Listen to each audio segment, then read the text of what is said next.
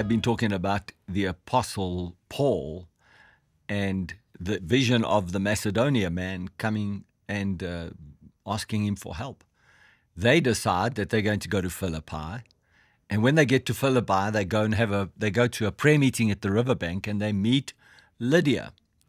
And I'm so excited from the last time that we had our conversation that I said I really was looking forward to being able to share this part with you of reaching for your dreams and dreaming and dreaming so that you can reach your dreams.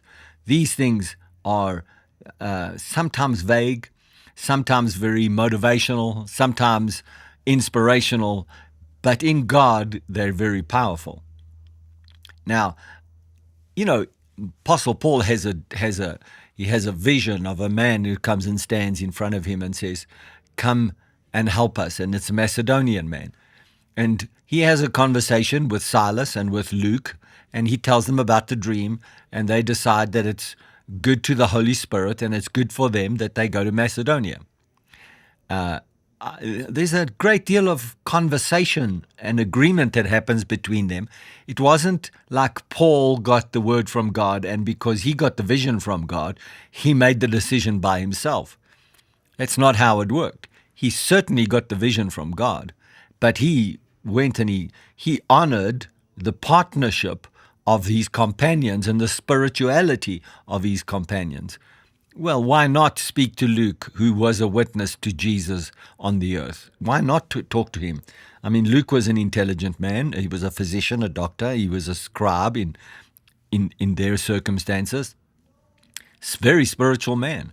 Silas had been called by God, and he was accompanying Paul wherever he went.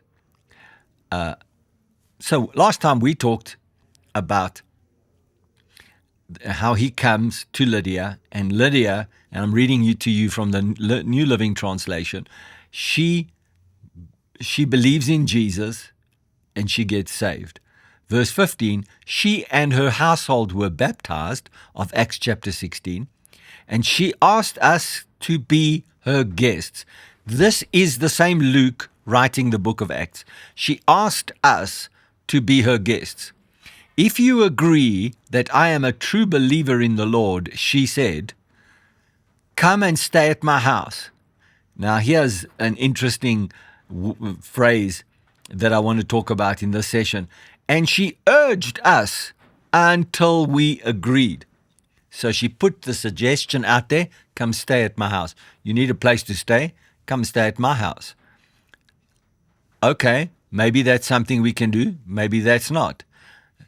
Why? You need to come and stay. You got no place to stay. She kept urging them. I'll tell you, a different translation in the Passion Translation says, since I'm now a believer in the Lord, come and stay in my house. So we were persuaded to stay there. So there's definitely this element that the Bible is talking about, that the suggestion was made, and she kept urging them, and they were persuaded by her urging. So there's two parts to this thing, the urging and the persuading.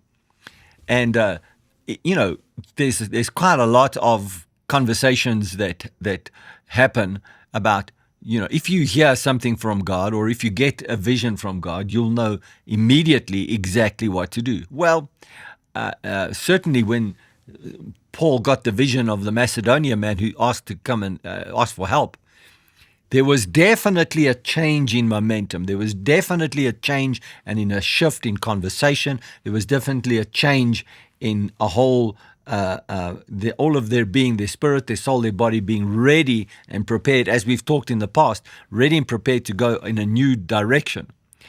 But there is also this element that it seemed right to them and the Holy Spirit. Here, there's a conversation where she's persuading, she's urging, she's wanting them to come into the house.